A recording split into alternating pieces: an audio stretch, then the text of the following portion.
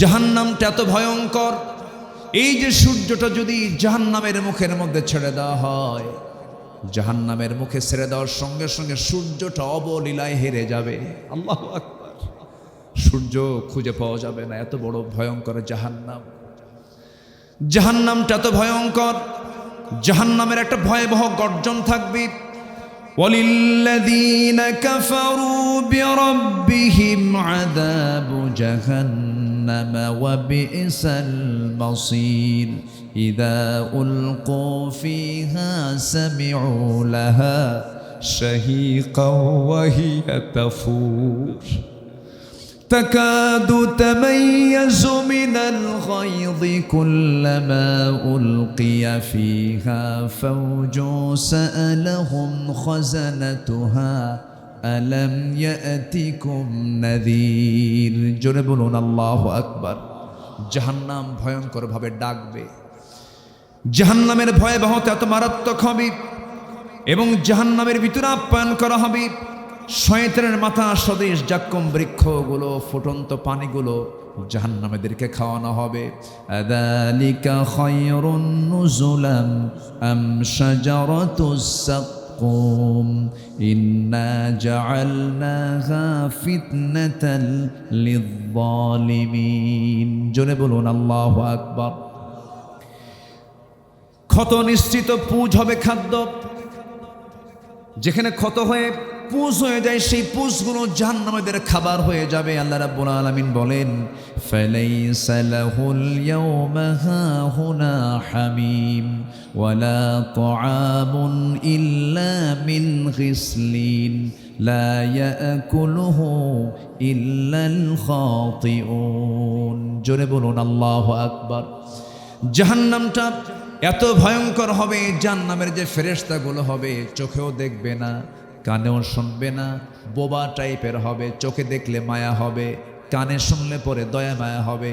আল্লাহ পাক জাহান্নামের যে ফেরেশতাগুলো রাখবেন, তারা যে ওই জাহান্নামীদের যে শাস্তিগুলো দেবে, তারা চিৎকার করবে, সেই চিৎকারের আওয়াজ তাদের কানে যাবে না এবং তাদের প্রতি যে শাস্তিগুলো দেওয়া হবে সেই শাস্তির দৃশ্য তাদের চোখে আসবে না। শুধু শাস্তির উপরে শাস্তি হবে, কোনোদিন শাস্তি চুল পরিমাণ কমানো হবে না।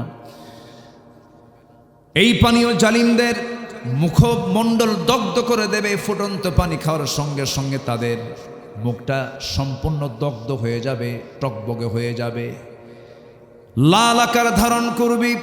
নাম্বার 5 হলো আগুনের পোশাক দিয়ে চামড়া দগ্ধ করা হবে, লৌহ নির্মিত হাতুড়ি দিয়ে শাস্তি দেওয়া হবে। নাউজুবিল্লাহ। আবার চামড়াগুলো যখন পড়ে যাবে, আবার চামড়াগুলো বাদদালনাহুম জুলুদান, আবার এটাকে চেঞ্জ করে নতুন চামড়া দেওয়া হবে যেন শাস্তি ঠিক মতো হয়। আমার বন্ধুগণ, আমরা শুধু সারা জীবন শুনি আমার আল্লাহ রহমান, আমার আল্লাহ রহিম, আমার আল্লাহ গফফার, আমার আল্লাহ গফুর, কিন্তু আমার আল্লাহ যে জব্বার, আমার আল্লাহ যে কাহার, আমার আল্লাহ যে এত কঠিন, তার মতো কঠিন পৃথিবীর আর কেউ হতে পারে না। সেই জন্য আমার বন্ধুগণ, জাহান্নাম থেকে বাঁচার জন্য আমাকে আপনাকে চেষ্টা করতে হবে। সবচাইতে বড় পাশ হলো যে ব্যক্তি ফামান যুহজিহা আনিন নার ওয়া উদখিলাল জান্নাহ, যে ব্যক্তি জাহান্নাম থেকে নিজেকে মুক্ত করে জান্নাত পেয়ে গেল, ফাকাদ ফাজ, সে বান্দাটাই হলো বড় সফল। যেরকম সুবহানাল্লাহ। আমার ভাইরা, জাহান্নামটা খুব ভয়ঙ্কর জায়গা। সেই জাহান্নাম থেকে বাঁচার জন্য আমাকে আপনাকে বারবার চেষ্টা করতে হবে। চেষ্টা করব হারাম থেকে নিজেকে বিরত থাকার জন্য, হারাম কাজে কখনো যাব না। জান্নাতে যাওয়ার সহজ একটা সূত্র হলো হারাম কাজগুলোকে মাইনাস করে হালাল কাজগুলোকে নিজের জীবনে ট্রিট করব, জান্নাত সহজ হয়ে যাবে। আমার বন্ধুগণ, জাহান্নামে যাবে আবার কারা? ওই সমস্ত লোকগুলো জাহান্নামে যাবে যারা জমা করে রাখা স্বর্ণরৌপ্যগুলো জাহান্নামের অগ্নিতে উত্তপ্ত করে শরীরে দাগিয়ে দেওয়া হবে। আল্লাহ রাব্বুল আলামিন তাদেরকে লাগায় দিবেন, সেই স্বর্ণরৌপ্যগুলো তাদের গায়ে লাগায় দিবেন।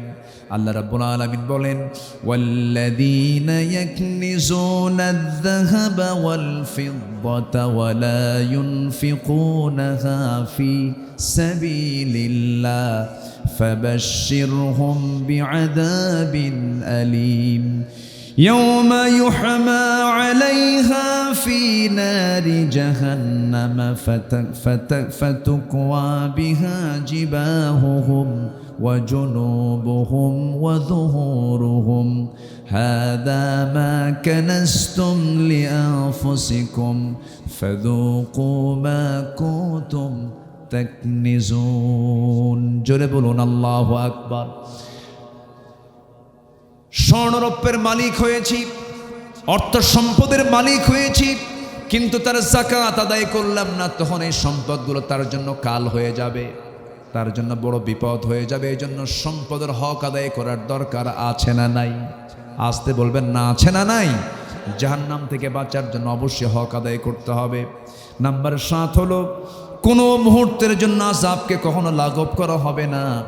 والذين كفروا لهم نار جهنم لا يقضى عليهم فيموتوا ولا يخفف عنهم من عذابها كذلك نجزي كل كف জোরে বলুন আল্লাহু আকবার। আমার বন্ধুগণ, সেই ভয়াবহ জাহান্নাম থেকে বাঁচার জন্য, জান্নাত লাভের জন্য আমাকে আপনাকে চেষ্টা করতে হবে।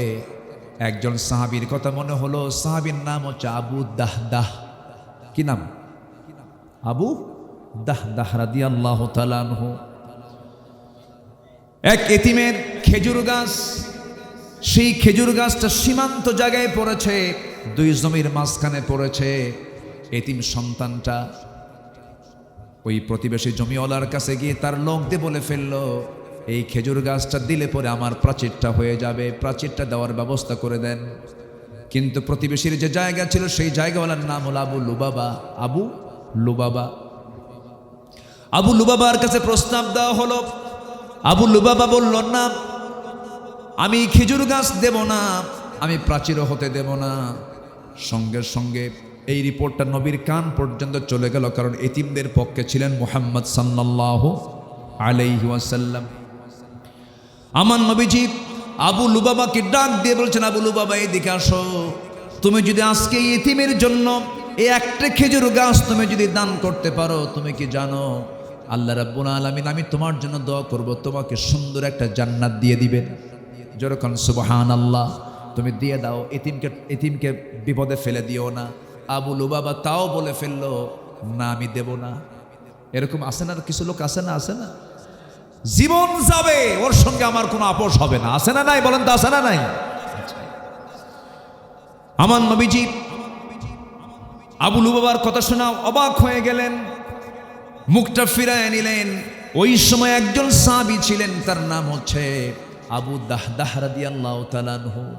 সঙ্গে সঙ্গে এই কথাটা তিনি লুফায়া নিয়ে বলছেন, হুজুর আবু লুবাবা তো দিল না, কিন্তু আমি যদি সেই ব্যবস্থা করে দিই আমি কি জান্নাত পাবো নাকি? আল্লাহু আকবার। আমি কি সেই জান্নাতটা পাবো নাকি? হ্যাঁ, তুমিও পাবে, তুমি যদি দিয়ে দিতে পারো। আমার রাসূল সেই জায়গা থেকে চলে গেলেন। সঙ্গে সঙ্গে ওই সাহাবী আবু দাহদাহ আবু লুবাবার সঙ্গে বসে গেলেন। বলছেন, আবু লুবাবা শোনো, এই গাছটার বিনিময়ে তুমি যা চাইবে আমি তাই দেব, আমাকে গাছটা দিয়ে দাও, আমি তোমার থেকে গাছটা কিনে নেব। এবার বলছেন, না দেব না, আমি বেচবো না। তুমি কি চাও? শোনো, আমার জীবনের একটা শখের বাড়ি আছে এবং শখের একটা খেজুর বাগান সহ, এবং আমার বাড়ির সামনে সুন্দর একটা মিষ্টি কূপ আছে, মিষ্টি পানির কূপ আছে, কূপ সহ বাড়ি। আমার বিশাল বড় খেজুর বাগান, 600টা খেজুর গাছের বাগান সেখানে আছে। এই বাগান সহ, বাড়ি সহ, কূপ সহ সব দিয়ে দেব তোমারে, একটা খেজুর গাছ তুমি আমারে দিবা না? আবু লুবাবা বলে, মনে মনে বলে, মানুষ বোকা এরকম হয় নাকি? কিন্তু বোকা না আবু দাহদাহ ওই একটা খেজুর গাছ তিনি নিয়ে 600 গাছ খেজুর গাছ সহ, ঘর বাড়ি সহ, কূপ সহ সব কিছু দিয়ে দিলেন। ওই একটা খেজুর গাছ কিনে নিয়ে বাড়ির সামনে দাঁড়ায় ভিতরে ঢুকলেন না। ভিতরে না ঢুকি দূর থেকে ডাক দিচ্ছেন, আমার পরিবারে যারা আছো শোনো, আজকে এমন একটা ব্যবসা করেছি যে ব্যবসার বিনিময়ে আল্লাহ রাব্বুল আলামিন আমাকে জান্নাত দিয়ে দিয়েছেন। যেরকম সুবহানাল্লাহ। সব আমার সন্তানগুলো যা কিছু আছে সব রেখে দিয়া সব বাইরে বের হয়ে চলে আসো, আমি আর ওই বাড়িতে ঢুকবো না, কারণ জান্নাত আমার কেনা হয়ে গেছে।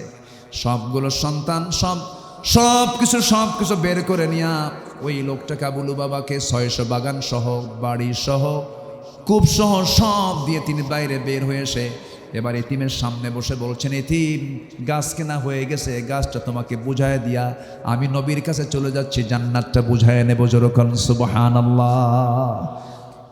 আল্লাহ রাব্বুল আলামিন বলেন, كيف تكفرون بالله وكنتم أمواتا فأحياكم ثم يميتكم ثم يحييكم ثم إليه ترجعون। বান্দা তুমি আমাকে কেমন করে অস্বীকার করো? তুমি তো নিষ্প্রাণ ছিলে, আমি তোমাকে প্রাণ দিয়েছি, আবার তোমাকে মুর্দা করবো, আবার তোমাকে জিন্দা করবো, আমার কাছেই তোমার ফিরে আসতে হবে। আল্লাহ রাব্বুল আলামিন আরেক জায়গায় বলছেন, زين للناس حب الشهوات من النساء والبنين والقناطير المقنطرة من الذهب والفضة والخيل المسومة والأنعام والحرث ذلك متاع الحياة الدنيا والله عنده حسن المآب। জোরে বলুন আল্লাহু আকবার। আল্লাহর কাছে ফিরে যাওয়াটাই হল উত্তম প্রত্যাবর্তন স্থল। আল্লাহর কাছেই ফিরে গেলে পরে সবচেয়ে বড় কিছু পাওয়া যাবে। জান্নাতটা এমন একটা নিয়ামত, জান্নাতের যে দাম, জান্নাতের যে মূল্য দুনিয়ার কোনো কিছুর সঙ্গে তুলনাই করা যাবে না। এই দুনিয়ার মূল্য আল্লাহর কাছে কেমন?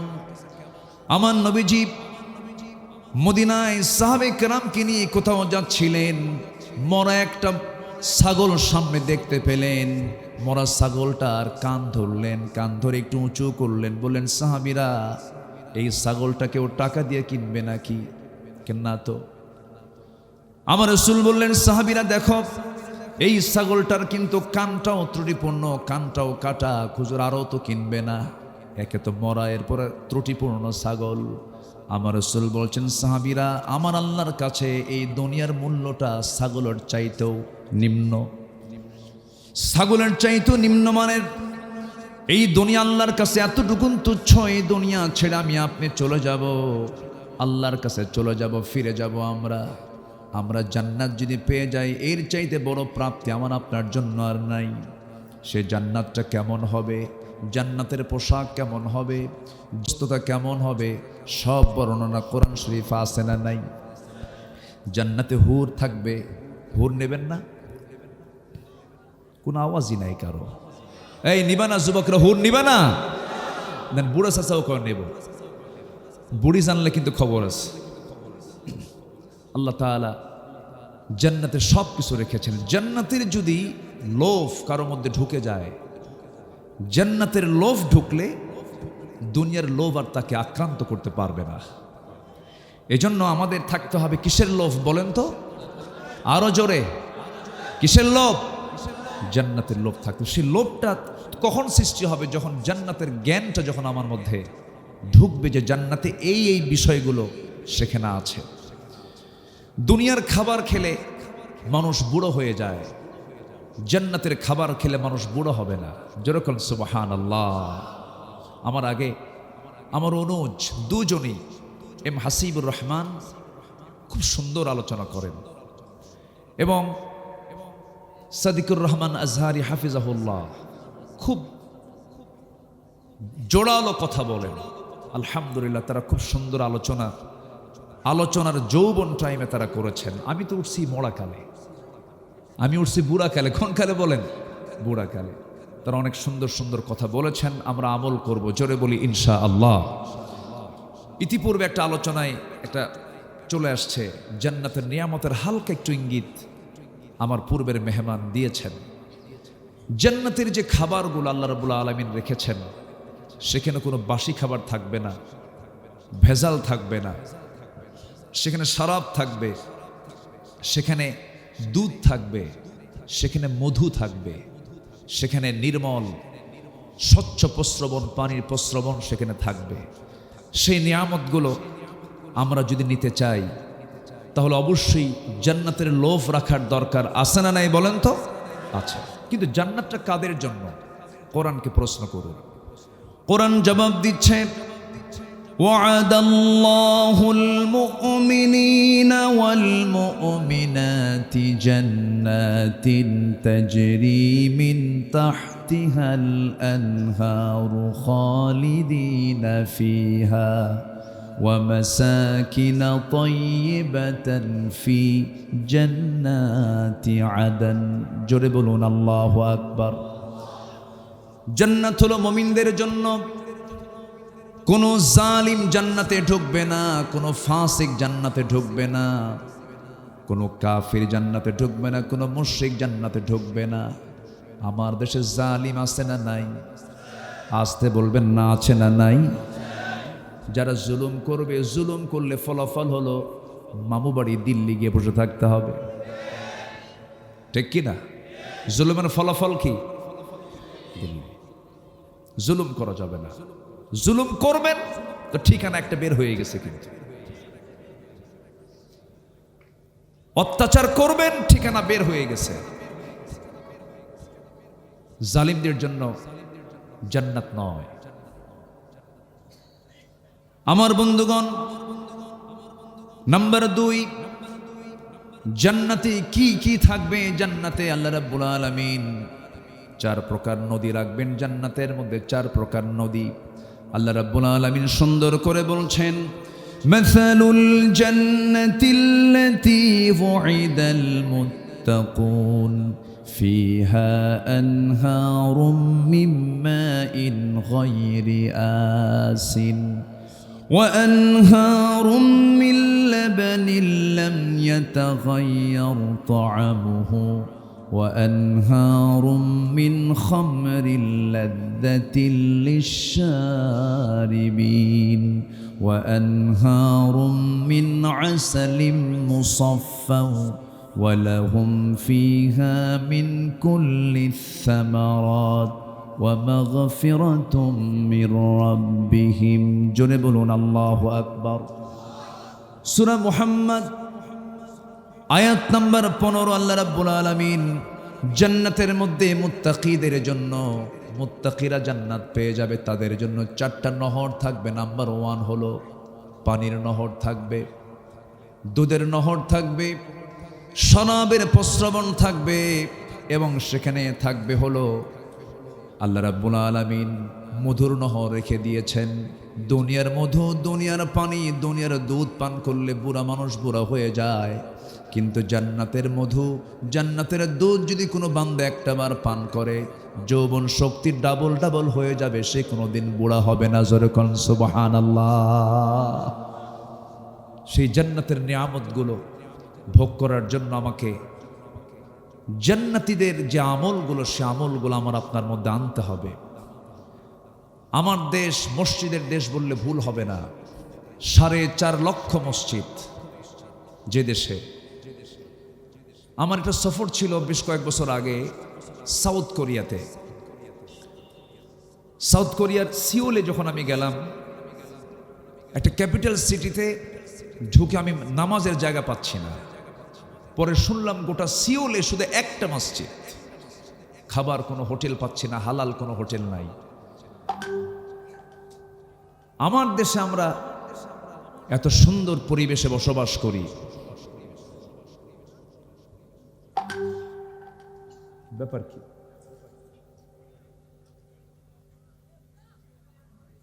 ও আচ্ছা, ঠিক আছে, যান্ত্রিক কোনো ত্রুটি হচ্ছে মনে হয়, ঠিক হয়ে যাবে ইনশাআল্লাহ।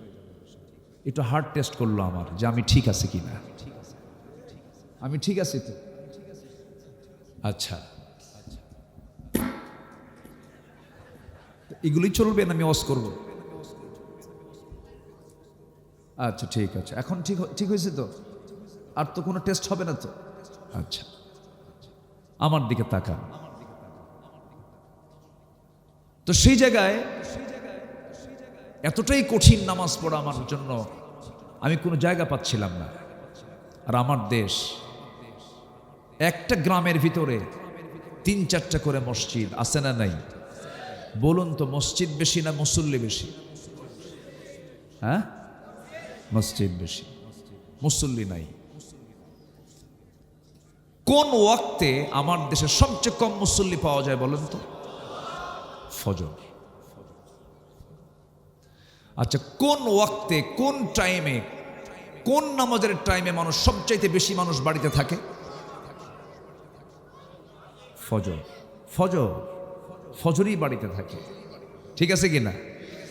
তাহলে এই যে ফজরের সময় সবচেয়ে কম মুসল্লি, মসজিদে মানুষ বাড়িতে বেশি থাকে, বাড়িতে মানুষ করেটা কি? মেরাজে যায়। কই যায়? নামাজ পড়ে না। মাঝখানে ভূমিকম্প হয়েছে, আপনারা জানেন তো? সবচেয়ে বেশি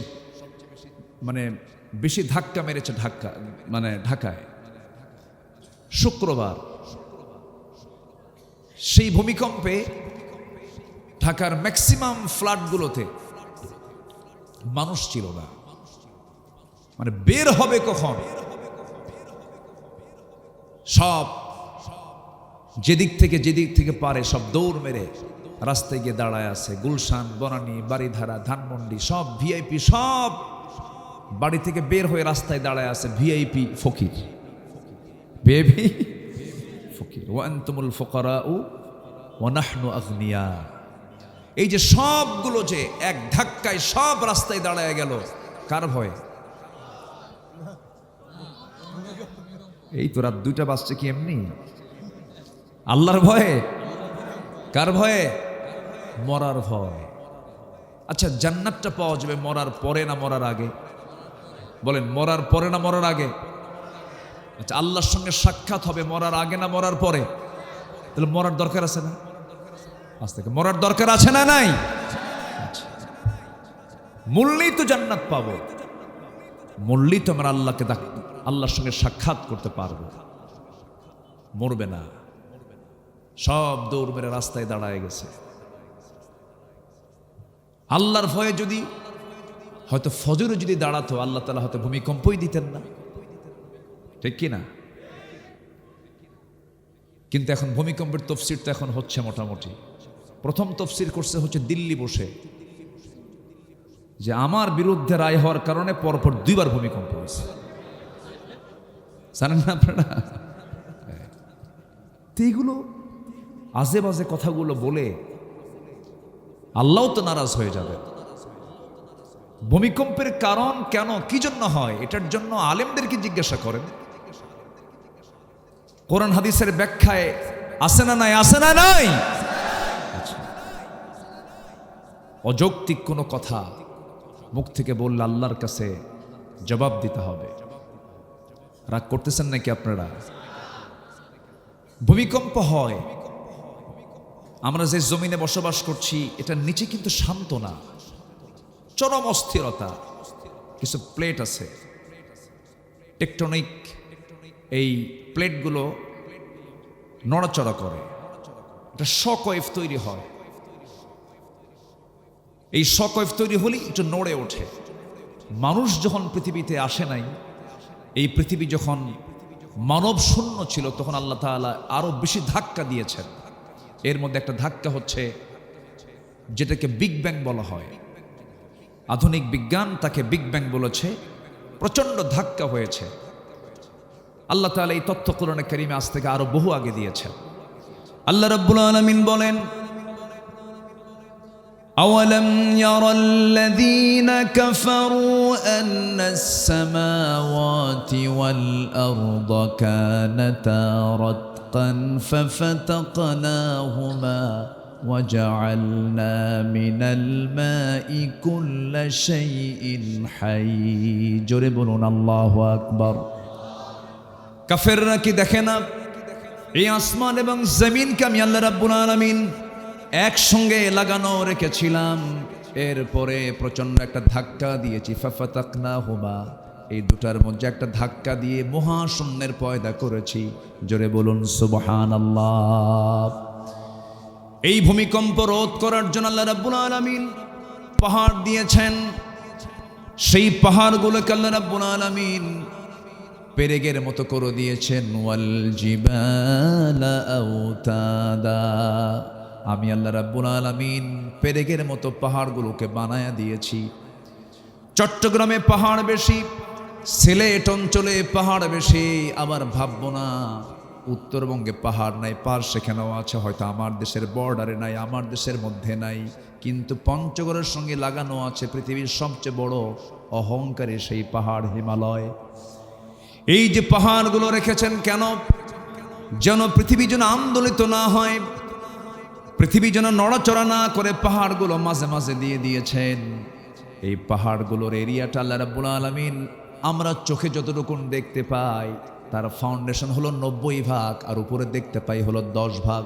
সুবহানাল্লাহ বলা যাবে না? আমার বন্ধুগণ, আমার ভাইয়েরা, এই যে আযাব গজবগুলো মাঝে মাঝে আসে, ফজরের সময় ঘুমায়া থাকে, শুক্রবার নামাজটা হয় না। আমার বন্ধুগণ, আমার ভাইরা, জান্নাত যদি পেতে চায়, জান্নাতে যাওয়ার 1 নম্বর শর্ত হলো আমলওয়ালা ইমানদার হতে হবে। আমলওয়ালা ইমানদার হতে হবে। একটা প্রশ্ন করব আপনাকে, বলুন তো আমার দেশে নামাজি বেশি না ইমানদার বেশি? হুজুর নামাজ নাই তো ইমান তো আছে, নামাজ না পড়ি কি আছে? এখন বলুন আমার দেশে নামাজি বেশি না ইমানদার বেশি? ইমানদার বেশি। কি ফতুয়া দিয়ে দিল, নামাজ নাই কি আছে? ইমান আছে, কড়া ইমান। আমার বন্ধুগণ, নামাজ পড়তে হবে, নামাজকে ছেড়ে দেওয়া যাবে না।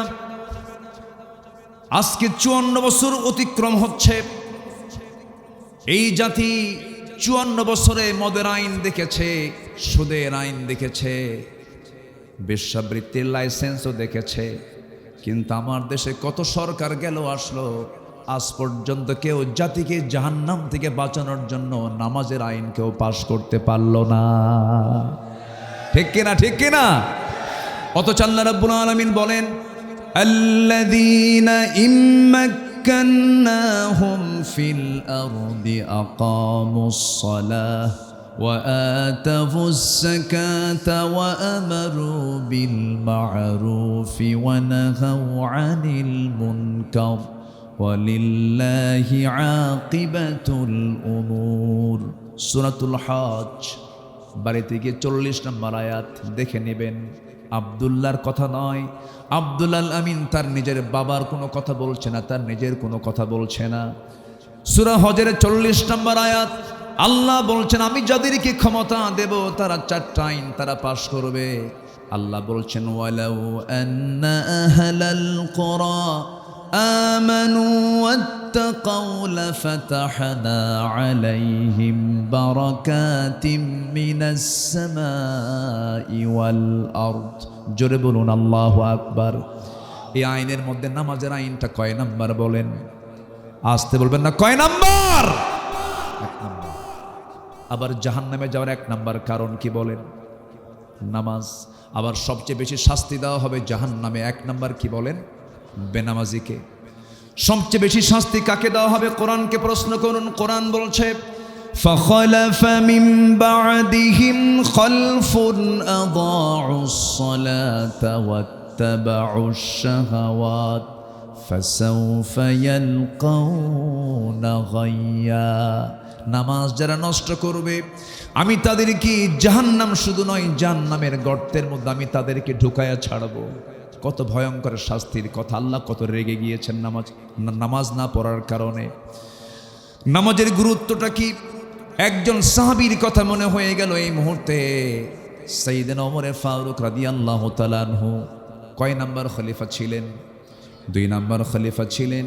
সারা জীবন দোয়া করেছেন, আল্লাহুম্মা রযুকনি শাহাদাতান ফি সাবিলিক ওয়াজআল মাউতি ফি বালাদি রাসূলিক। আয় আল্লাহ তাআলা, তোমার কাছে আমি শহীদের মর্যাদা চাই। আল্লাহ তুমি আমাকে শহীদি মওত দান করো এবং তুমি আমাকে এই নবীর শহরে মদিনায় তুমি আমার মৃত্যুটা দিয়ে দিও। এই দোয়া তিনি প্রায় করতেন। কিন্তু যে সময় তিনি এই দোয়া জীবনের শেষ সময় এসেও যখন তিনি দোয়াগুলো করতেন, সবার কাছে এটা আশ্চর্য মনে হতো, কারণ মদিনায় যুদ্ধ হওয়ার কোনো সম্ভাবনা নাই। মদিনায় যুদ্ধ না হলে তিনি শহীদ হবেন কেমনে? কিন্তু আল্লাহ তাআলার কি ফয়সালা, আল্লাহ রাব্বুল আলামিন সাইয়েদনা ওমর ফারুকের এই দোয়াটা কবুল করলেন। কোন এক ফজরের সময় তিনি মসজিদের দিকে রওনা করলেন, নামাজ পড়তে না পড়াতে। বলেন বলেন বলেন, শাসকরা নামাজ পড়বে না পড়াবে? মুসলিম শাসকরা নামাজ পড়বে না পড়াবে? পড়াবে। এটা হচ্ছে মুসলিম শাসকের বৈশিষ্ট্য। সাইয়েদনা ওমর ফারুক রাদিয়াল্লাহু তাআলা আনহু নামাজ পড়ানোর জন্য চলে গেলেন, মসজিদের দিকে রওনা করলেন। মসজিদে গিয়ে পৌঁছে গেলেন, নামাজ শুরু করে দিলেন। প্রথম রাকাতটা খুব মনোযোগ দিয়েছেন, সুন্দর করে পড়লেন। প্রথম রাকাত হয়ে গেল। দ্বিতীয় রাকাতে নামাজ পড়তে নিয়ে রুকুতে যখন গেছেন, একাততায় এসে ডান দিক থেকে এক জালিম এসে তার পেটের মধ্যে চাকু ঢুকাইয়া দিয়েছে। ছুরিকাঘাত করা হলো। তিনি সজাগ হতে হতেই আবার তাকে উপর্যুপরি ধরে তাকে ধরাশয়ী করা হলো। তল পেটে দুটো চাকু দুবার করে ডাবল স্টেপ করা হলো। তল পেটে যখন মারা হলো, ভুঁড়ি কিছু অংশ বের হয়ে গেল। জমিনে লুটিয়ে পড়লেন। জমিন রক্তে রঞ্জিত হয়ে গেল। সব মুসল্লি চতুর্দিক থেকে ঘেরাও করে সেই জালিমকে ধরেও ফেলল। কয়েক ঘন্টা সেন্স নাই।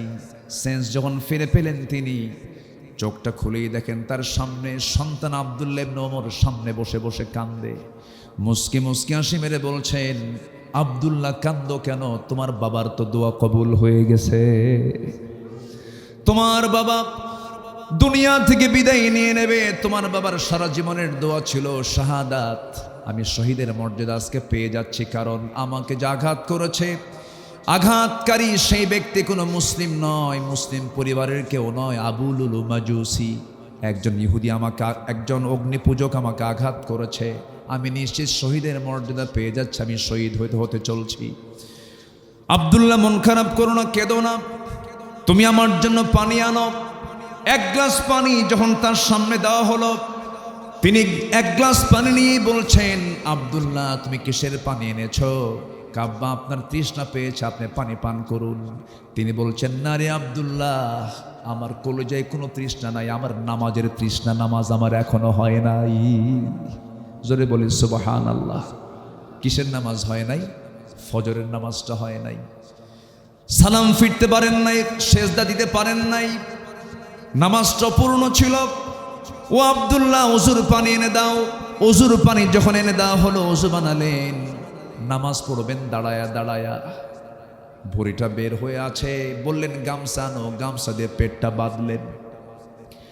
গামছা দিয়ে পেটটা বেঁধে নামাজে দাঁড়ালেন, কিন্তু পারলেন না। মাথা চক্কর মেরে পড়ে গেলেন। বসেও পারলেন না। শুয়ে শুয়ে নামাজটা কোনো মতো আদায় করলেন। এরপরে বলছেন, আব্দুল্লাহ কান্দো কেন? কান্নাকাটি করছে কেন? কাব্বা, আপনার জন্য ডাক্তার নিয়ে এসেছি। ডাক্তার সামনে বসা। ডাক্তার বলছে, আমিরুল মুমিনিন, সুযোগ দিলে পরে আমি আপনার কিছু সেবা করতাম, কিছু চিকিৎসা দিতাম, কি করবেন বলুন? ডাক্তার বলছে, আমি আপনার জন্য দুধ এনেছি, দুধটা পান করুন। উটনির দুধ তার হাতে দেওয়া হলো। উটনির দুধটা তিনি পান করা শুরু করলেন। গোটা গ্লাসের দুধ তিনি পান করলেন, কিন্তু পেটের মধ্যে গেল, স্টমাকে গেল, কিন্তু থাকলো না। নাড়িতে ফুটো হয়ে গেছে, দুধগুলো সব পেট দিয়ে বের হয়ে গেল। সঙ্গে সঙ্গে ডাক্তার জিহবায় কামড় মেরে বলছেন, আহারে, আমরা আমাদের খলিফাতুল মুসলিমিনকে হারাতে যাচ্ছি, তিনি আর বাঁচবেন না। এই কথা শোনা মাত্র ওমর ফারুক মুস্কি হাসি মেরে বলছে, ডাক্তার বাঁচাবা কেমনে? কারণ আমার রব আমার নাকের মধ্যে জান্নাতের ঘ্রাণ ঢুকাইয়া দিয়েছে। আমি দুনিয়া থেকে বিদায় নেব, আমি আর বাঁচব না। ডাক্তার তুমি এখন চলে যেতে পারো। ডাক্তার চলে যাচ্ছেন। এমন সময় ওমর ফারুক দেন পিছন দিক থেকে ডাক দিয়ে বলছে, ডাক্তার এইদিকে আসো। তোমার পাজামার কাপড় কেন গিরার নিচে? পাজামার কাপড় গিরার নিচে পড়লে পরে লা ইয়ানজুরুল্লাহু ইয়াওমাল কিয়ামা, আল্লাহ রাব্বুল আলামিন কিয়ামতের দিন ওই বান্দার দিকে নজরই দিবেন না। পাজামার কাপড়টা তুলে পরো। চিন্তা করুন, মৃত্যুর পূর্বেও তার দাওয়াতি কার্যক্রম এক সেকেন্ডের জন্য বন্ধ ছিল না। এরপরে বললেন, আব্দুল্লাহ, আমার মনে হয় জীবন প্রদীপ নিভে যাবে, যে কোনো মুহূর্তে আমি দুনিয়া থেকে বিদায় নিচ্ছি। আব্দুল্লাহ যাও, আমার একটা বহুত বড় আশা, আমার বন্ধু আবু বকরকে আমি 2 বছর আগে নবীর পাশে তাকে শোয়ায় দিয়েছি। আমার বড় শখ, আমি নবীর পাশে ঘুমাবো, আমি নবীর পাশে ঘুমাতে চাই, আমি নবীর পাশে শেষ ঠিকানা বানাতে চাই। কিন্তু জায়গা তো আমার না, যেহেতু আমার জায়গা না, যার জায়গা তার কাছে তুমি চলে যাও, আমি যে কোনো মুহূর্তে দুনিয়া থেকে বিদায় নিয়ে নেব, যাও তাড়াতাড়ি চলে যাও। ছেলেটা চলে গেছেন, আব্দুল্লাহ ইবনে ওমর চলে গেছেন, আম্মাজান খাদিজার দরজায় গিয়ে নক করছেন, প্রস্তাবনা দিয়ে দিলেন। আম্মাজান আয়েশা সিদ্দিকা রাদিয়াল্লাহু তাআলা আনহা কাঁদতে কাঁদতে বেকারার হয়ে বলছেন, আহারে, ইসলামের সুমহান একজন খলিফাতুল মুসলিমিনের মতো মানুষ আমার কাছে একটা জায়গা চাচ্ছেন, আমি আমার কবরের জায়গাটুকুন ওমরে ফারুকরে দান করে দিলাম। জোরে কোন সুবহানাল্লাহ। আমার ভাইরা, আমার বন্ধুগণ, জান্নাত পাওয়ার জন্য জান্নাতের কাজগুলো আমাকে আপনাকে করতে হবে। নামাজ কখনো ছেড়ে দেওয়া যাবে না, এমন সিদ্ধান্ত কি নেওয়া যায়? আড়াইবাড়ি দরবার শরীফের এই বিশাল বড় ঐতিহ্যবাহী 87 বছর 87 বছর বয়সের এই বিশাল বড় বরকতময় মাহফিলে এমন সিদ্ধান্ত কি নেওয়া যায় যারা এসেছি, জীবনে আজকে থেকে কখনো 5 ওয়াক্ত নামাজকেও ছেড়ে দেব না? সবাইকে রাজি আছেন নাকি? একটু আল্লাহকে সাক্ষী রেখে আকাশের দিকে হাতটা তুলে একটু দেখান তো, জোরে বলুন, ইয়া আল্লাহ, ইয়া রহমান, আমাদেরকে 5 ওয়াক্ত সালাত আদায় করার তৌফিক তুমি আল্লাহ দিয়ে দাও। জোরে বলি আমিন, আরো জোরে আমিন, আরো জোরে আমিন। কষ্ট দিয়ে ফেললাম মনে হয়। সম্মানিত ভাইয়েরা, জান্নাত পেতে হলে ফার্স্ট কন্ডিশন নামাজ। 5 ওয়াক্ত নামাজ আমার দেশে মাত্র 5% পড়ে, নামাজ পড়ে না, নামাজের ধার ধারে না, খালি বিড়ি খায়। কি খায়? যাচ্ছেন আপনি কি না দেখলে তো ভালো লাগবে না। আচ্ছা, কি খায়? কি খায়? বিড়ি খায়।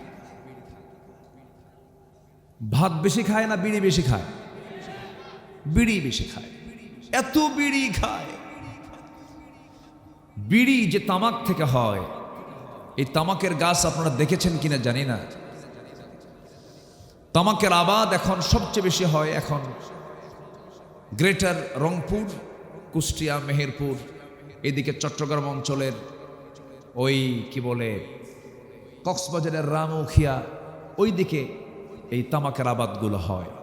তামাকের গাছ দেখতে এত সজীব পাতা, খুব তরুতাজা পাতা, বড় বড় পাতা। তো আমি একদিন এরকম বিশাল বড় এক তামাকের মাঠ দেখে, আবাদ দেখে এক চাষিকে বললাম, ভাই, যে এই সবুজ সবুজ পাতাগুলো, এগুলো বেড়া দেয় না? ছাগল গরু তো খেয়ে ফেলতে পারে। মুসকি হাসি মেরে কয়, হুজুর, কুত্তাও খায় না। কি কথা কি বুঝতেছ? তো বললাম, তাই? তাহলে এই তামাক যে ক্ষতি করে এটা ছাগলও বোঝে, গরুও বোঝে। কে বোঝে না? মানুষ বোঝে। এত খাওয়া খায়। পান খান, পান খেতে আপত্তি নাই তো, বুড়া মানুষ পান খেলে ভালো লাগে। আমি আমার দাদার মুখের রসালো চিবানো ওই পান আমি নিয়েছি, আমি নিয়ে খেয়েছি। দাদাদের হাতে পানের বাটা থাকলে মানায়, খান। পান খেতে আপত্তি নাই তো, পান গাছের রস ভালো। কিন্তু পানের সাথে আবার হাকিমপুরি রহমতুল্লাহ আলাইহি কেন? এখানেই তো প্রশ্ন। আমার পূর্বের মেহমান মাদক নিয়ে কথা বলেছেন, খুব সুন্দর আলোচনা করেছেন। কোন নেশা ইসলাম অনুমোদন করে না, সকল নেশা করা হারাম। সকল নেশা কি বলেন? আরো জোরে, আরো জোরে কি? হারাম। জান্নাতে যাব, জান্নাতে যাওয়ার তো উপযোগী হতে হবে। নেশা থেকে বাঁচবো, নামাজ পড়ব কয় ওয়াক্ত বলেন? 5 ওয়াক্ত। জান্নাতের ভিতর আল্লাহ রাব্বুল আলামিন কত নিয়ামত রেখে দিয়েছেন। জান্নাতীদের যে পোশাকটা হবে, সেই পোশাকটা হবে রেশমি পোশাক, যা দুনিয়াতে পরা জায়েজ নাই। স্বর্ণালঙ্কারে মিশ্রিত হবে। স্বর্ণালঙ্কার দিয়ে আল্লাহ রাব্বুল আলামিন ডেকোরেট করবেন। জান্নাতীদের পোশাকগুলো হবে অন্য ধরনের পোশাক হবে। আল্লাহ রাব্বুল আলামিন বলেন, ইন্নাল্লাযীনা আমানু ওয়া আমিলুস সালিহাতি ইন্না লা নুদিউ আজরা মান আহসানা আমালা أولئك لهم جنات عدن تجري من تحتهم الأنهار يحلون فيها من أساور من ذهب ويلبسون ثيابا خضرا من سندس واستبرق متكئين فيها على الأرائك نعم الثواب وحسنت مرتفقا জোরে বলুন আল্লাহু আকবার। সূরাতুল কাহফ আয়াত নাম্বার 30-31 আল্লাহ রাব্বুল আলামিন জান্নাতের মধ্যে বান্দার পোশাকগুলো করবেন দামি দামি রেশমি পোশাক, স্বর্ণ দিয়ে মোড়ানো। এমন সুন্দর দামি পোশাক পৃথিবীর কোনোদিন কেউ পরতে পারবে না, এমন পোশাক জান্নাতে থাকবে। জোরে বলুন সুবহানাল্লাহ। জান্নাতের মধ্যে ইমানদাররা পরিবার সহ মিলিত হবে। পরিবার সহ, কি সহ? সব পরিবারের সবাই যদি জান্নাতে চলে যায়, জান্নাতের মধ্যে সব পরিবারগুলো একসঙ্গে থাকবে। বউ নামাজ পড়ে না, বউটাকে আস্তে করে বলবো, বউ এইদিকে আসো, তুমি নামাজ কেন পড়ো না?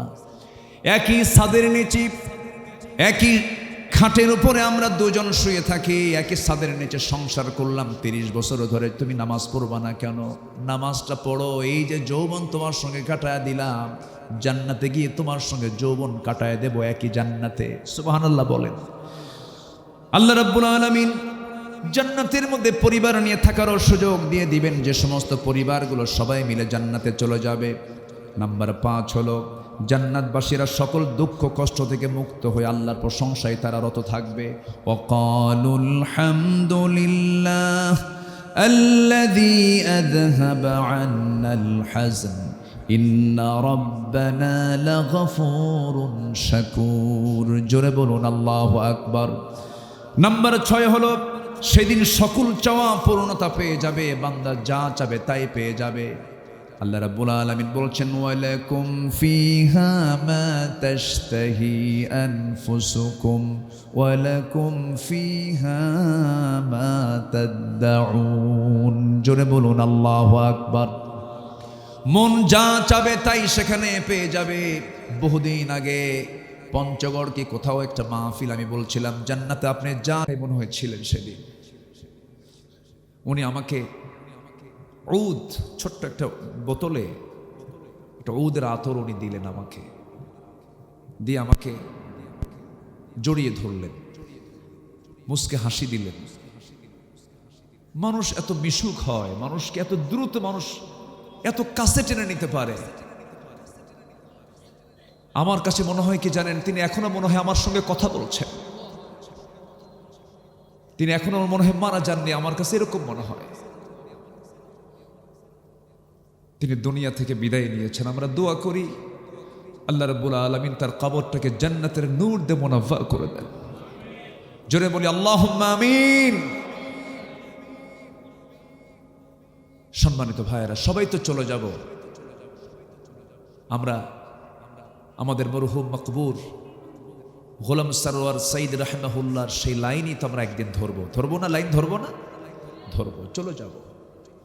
কিন্তু আল্লাহ যে বলে দিচ্ছেন, বান্দা তুমি যে আমার সঙ্গে সাক্ষাৎ করতে আসবে, সাক্ষাতের কিছু কন্ডিশন আছে। সেই কন্ডিশন হলো আমি তোমার সঙ্গে সাক্ষাৎ করব। ফামান কানা ইয়ারজু লিকাআ রাব্বিহি ফালইআমাল আমালান সালিহান ওয়ালা ইউশরিক বিইবাদাতি রাব্বিহি আহাদা। জোরে বলুন আল্লাহু আকবার।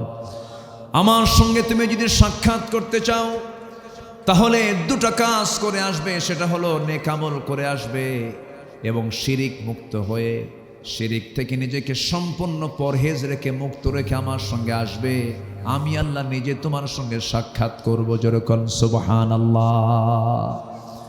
আল্লাহ আমাকে কত ভালোবাসেন, আল্লাহ আমাকে কত মোহাব্বত করেন।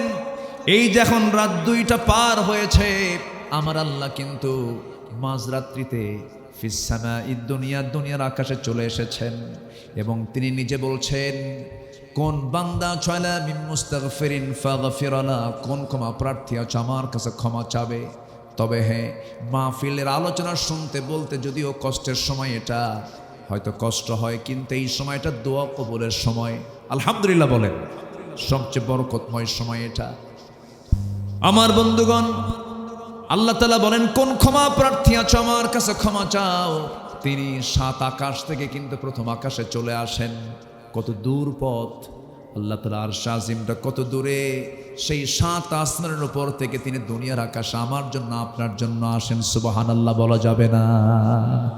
আমি প্রথম আকাশের এই জমিনে আছি, আল্লাহ তাআলা প্রথম আকাশে এসে আমার কাছে সাক্ষাৎ করতে আসেন। আমার আল্লাহর আরশ আজিম কত দূর, একটু কানটা খাড়া করেন। আমার আল্লাহ কি পরিমাণ আমাকে ভালোবাসেন। আমার আল্লাহ প্রথম আকাশে চলে আসেন। আমার আল্লাহ তাআলার আরশ আজিমটা কত দূর। আমরা যেখানে বসে আছি, এখান থেকে আমরা যদি সূর্যের দিকে তাকাই, সূর্যটা পৃথিবী থেকে 13 লক্ষ গুণ বড়। ওই সূর্যের চাইতে তারকাগুলো কোটি কোটি গুণ বড়। মানুষ চাঁদের দেশে গিয়েছে, মানুষ চলে গেছে হলো মঙ্গল গ্রহে চলে গিয়েছে, চাঁদ দেখেছে, মঙ্গল গ্রহ দেখেছে। এখন মানুষ যদি চিন্তা করে, চাঁদ দেখলাম, মঙ্গল গ্রহ দেখলাম, তারকার দেশ দেখতে যাব, সূর্যের দেশে তো যাওয়া সম্ভব নয়, জ্বলে পড়ে সারখার হয়ে যাবে। লক্ষ লক্ষ ডিগ্রি সেলসিয়াস তাপমাত্রা সূর্যের, সম্ভব নয় তারকার দেশে দেখতে যাব। যদি কেউ দেখতে যেতেও চায়, দুনিয়ার কোনো যানবাহন চলবে না, কপ্টার, এরপরে কোনো বিমান চলবে না, নভোযান ইউজ করা যেতে পারে। সবচেয়ে লেটেস্ট নভোযান হলো অ্যাপোলো 11। অ্যাপোলো 11-এর গতি হলো প্রতি ঘন্টায় 39,000 কিলোমিটার। 39,000 কিলোমিটার বেগে যদি কোনো বান্দা যদি অ্যাপোলো 11-এ চড়ে যদি সেই পৃথিবীর সবচেয়ে নিকটবর্তী তারকার দেশ প্রক্সিমা সেন্ট্রায় যদি যেতে চায়, এই পৃথিবী নামক এই জমিন থেকে পৃথিবীর সবচেয়ে নিকটবর্তী তারকার দেশে তার যেতে সময় লাগবে 1,15,000 বছর মাত্র। যাবেন কারা কারা? হাত তোলেন। ওই দেখেন হাত তুলছে। বাঁচবো কয়দিন, যাব কোন দিন? চিন্তা করে দেখুন কত দূরের পথ। এক আসমান সোয়াত দূরের কথা, একটা তারকার দেশে আমরা যেতে পারতেছি না। সেই মহাশূন্য কত বড়, সে আকাশ, সে আকাশের উপর আল্লাহ তাআলা চলে আসেন, প্রথম আকাশে আসেন। কিন্তু এই আকাশের চাইতে সেকেন্ড আকাশটা আরো বড়, থার্ড আসমানটা আরো বড়, ফোর্থ আসমান আরো বড়। শুধু ধীরে ধীরে বড় হতে হতে 7 আসমানের উপরে আমার আল্লাহ তাআলা আরশ আজিম। যেরকম সুবহানাল্লাহ। বান্দা এই দুনিয়াতে ছোট্ট একটা দুনিয়ার ছোট্ট একটা ভূখণ্ডের ছোট্ট একটা জায়গার একটা চেয়ার পাইলে মনে করে কি যেন হয়েছি, কিচ্ছু হও নাই, জুলুম করবা, দিল্লি চলে যাবা। আসতে কন কেন, ঠিক কিনা? আমরা জুলুম আর দেখতে চাই না, আমরা খুন আর দেখতে চাই না। আমরা সুখী সমৃদ্ধশালী একটি সমাজ, রাষ্ট্র আমরা দেখতে চাই। জোরে বলি ইনশাআল্লাহ। আল্লাহ কবুল করুন, জোরে বলি আমিন। সম্মানিত ভাইয়েরা, জান্নাতের চ্যাপ্টারটা হালকা করে একটু বলার চেষ্টা করলাম। এখন জাহান্নাম, জাহান্নামের ভয় নিয়ে আসার দরকার আছে না নাই বলেন তো? জাহান্নামটা কেমন হবে, এটা কি শুধু ভাষায় প্রকাশ করলে কি বোঝা যাবে? না। জাহান্নামটা এক কথায় যত ভয়ঙ্কর, যেটা কোনোদিন কল্পনাও করা যায়নি, কল্পনায় আসবেও না, সম্ভব নয়, এমন একটা জাহান্নাম আল্লাহ পাক রেখে দিয়েছেন বান্দার জন্য। কোন বান্দার জন্য? যারা বেনামাজি, যারা বান্দার হক নষ্ট করেছে। কোরআনকে প্রশ্ন করুন, কোরআন বলে দাও জাহান্নামে কারা যাবে। আল্লাহ রাব্বুল আলামিন বলেন, ما سلككم في سقر قالوا لم نك من المصلين ولم نك نطعم المسكين وكنا نخوض مع الخائضين وكنا نكذب بيوم الدين حتى أتانا اليقين فما تنفعهم شفاعة الشافعين জোরে বলুন আল্লাহু আকবার। জাহান্নামটা এত ভয়ঙ্কর, এই যে সূর্যটা যদি জাহান্নামের মুখের মধ্যে ছেড়ে দেওয়া হয়, জাহান্নামের মুখে ছেড়ে দেওয়ার সঙ্গে সঙ্গে সূর্যটা অবলীলায় হেরে যাবে। আল্লাহু আকবার। সূর্য খুঁজে পাওয়া যাবে না, এত বড় ভয়ঙ্কর জাহান্নাম। জাহান্নামটা এত ভয়ঙ্কর, জাহান্নামের একটা ভয়াবহ গর্জন থাকবে। ওয়ালিল্লাযীনা কাফারু বিরাব্বিহিম আযাবু জাহান্নাম ওয়া বি'সাল মাসীর ইযা উলকু ফিহা সামি'ু লাহা শাহীকাও ওয়া হিয়া তাফুর تكاد تميز من الغيظ كلما ألقي فيها فوج سألهم خزنتها ألم يأتكم نذير জোরে বলুন আল্লাহু আকবার। জাহান্নাম ভয়ঙ্কর ভাবে ডাকবে, জাহান্নামের ভয়াবহতা এত মারাত্মক হবে এবং জাহান্নামের ভিতরে আপ্যায়ন করা হবে শয়তানের মাথা সদৃশ জাক্কুম বৃক্ষগুলো, ফুটন্ত পানিগুলো জাহান্নামীদেরকে খাওয়ানো হবে। আযালিকা খায়রুন নুজুলাম আম শাজারাতুস সাক্কুম ইন্না জাআলনাহা ফিতনাতাল লিয-যালিমিন জোরে বলুন আল্লাহু আকবার। ক্ষত নিশ্চিত পুঁজ হবে খাদ্য, যেখানে ক্ষত হয়ে পুঁজ হয়ে যায় সেই পুঁজগুলো জাহান্নামীদের খাবার হয়ে যাবে। আল্লাহ রাব্বুল আলামিন বলেন ফালাইসা লাহুল ইয়াওমা হাহুনা হামিম ওয়ালা তাআমুন ইল্লা মিন গিসলিন লা ইয়াকুলুহু ইল্লাল খাতিউন জোরে বলুন আল্লাহু আকবার। জাহান্নামটা এত ভয়ঙ্কর হবে, জাহান্নামের যে ফেরেশতাগুলো হবে চোখেও দেখবে না, কানেও শুনবে না, বোবা টাইপের হবে, চোখে দেখলে মায়া হবে, কানে শুনলে পরে দয়া মায়া হবে। আল্লাহ পাক জাহান্নামের যে ফেরেশতাগুলো রাখবেন, তারা যে ওই জাহান্নামীদের যে শাস্তিগুলো দেবে তারা চিৎকার করবে, সেই চিৎকারের আওয়াজ তাদের কানে যাবে না এবং তাদের প্রতি যে শাস্তিগুলো দেওয়া হবে সেই শাস্তির দৃশ্য তাদের চোখে আসবে না, শুধু শাস্তির উপরে শাস্তি হবে, কোনোদিন শাস্তি চুল পরিমাণ কমানো হবে না। এই পানীয় জালিমদের মুখমণ্ডল দগ্ধ করে দেবে, ফুটন্ত পানি খাওয়ার সঙ্গে সঙ্গে তাদের মুখটা সম্পূর্ণ দগ্ধ হয়ে যাবে, টকবগে হয়ে যাবে, লাল আকার ধারণ করবে। নাম্বার 5 হলো আগুনের পোশাক দিয়ে চামড়া দগ্ধ করা হবে, লৌহ নির্মিত হাতুড়ি দিয়ে শাস্তি দেওয়া হবে। নাউজুবিল্লাহ। আবার চামড়াগুলো যখন পড়ে যাবে, আবার চামড়াগুলো বাদদালনাহুম জুলুদান, আবার এটাকে চেঞ্জ করে নতুন চামড়া দেওয়া হবে যেন শাস্তি ঠিক মতো হয়।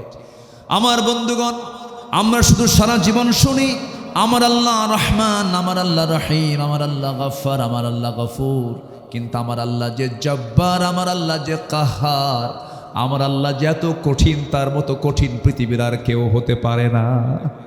সেই জন্য আমার বন্ধুগণ, জাহান্নাম থেকে বাঁচার জন্য আমাকে আপনাকে চেষ্টা করতে হবে। সবচাইতে বড় পাশ হলো যে ব্যক্তি ফামান যুহজিহা আনিন নার ওয়া উদখিলাল জান্নাহ, যে ব্যক্তি জাহান্নাম থেকে নিজেকে মুক্ত করে জান্নাত পেয়ে গেল, ফাকাদ ফাজ, সে বান্দাটাই হলো বড় সফল। যেরকম সুবহানাল্লাহ। আমার ভাইরা, জাহান্নামটা খুব ভয়ঙ্কর জায়গা। সেই জাহান্নাম থেকে বাঁচার জন্য আমাকে আপনাকে বারবার চেষ্টা করতে হবে। চেষ্টা করব হারাম থেকে নিজেকে বিরত থাকার জন্য, হারাম কাজে কখনো যাব না। জান্নাতে যাওয়ার সহজ একটা সূত্র হলো হারাম কাজগুলোকে মাইনাস করে হালাল কাজগুলোকে নিজের জীবনে ট্রিট করব, জান্নাত সহজ হয়ে যাবে। আমার বন্ধুগণ, জাহান্নামে যাবে আবার কারা? ওই সমস্ত লোকগুলো জাহান্নামে যাবে যারা জমা করে রাখা স্বর্ণরৌপ্যগুলো জাহান্নামের অগ্নিতে উত্তপ্ত করে শরীরে দাগিয়ে দেওয়া হবে। আল্লাহ রাব্বুল আলামিন তাদেরকে লাগায় দিবেন, সেই স্বর্ণরৌপ্যগুলো তাদের গায়ে লাগায় দিবেন। আল্লাহ রাব্বুল আলামিন বলেন, ওয়াল্লাযীনা ইয়াকনিজুনা আয-যাহাবা ওয়াল ফিদ্দাতা ওয়া লা ইউনফিকুনাহা ফি সাবিলিল্লাহ ফাবাশশিরহুম বিআযাবিন আলীম يوم يحمى عليها في نار جهنم فتكوى بها جباههم وجنوبهم وظهورهم هذا ما كنزتم لأنفسكم فذوقوا ما كنتم تكنزون جربون الله أكبر স্বর্ণরৌপ্যের মালিক হয়েছি, অর্থ সম্পদের মালিক হয়েছি, কিন্তু তার যাকাত আদায় করলাম না, তখন এই সম্পদগুলো তার জন্য কাল হয়ে যাবে, তার জন্য বড় বিপদ হয়ে যাবে। এই জন্য সম্পদের হক আদায় করার দরকার আছে না নাই? আসতে বলবেন না, আছে না নাই? জাহান্নাম থেকে বাঁচার জন্য অবশ্যই হক আদায় করতে হবে। নাম্বার 7 হলো, কোনো মুহূর্তের জন্য আযাবকে কখনো লাঘব করা হবে না। والذين كفروا لهم نار جهنم لا يقضى عليهم فيموتوا ولا يخفف عنهم من عذابها كذلك نجزي كل كفر জোরে বলুন আল্লাহু আকবার।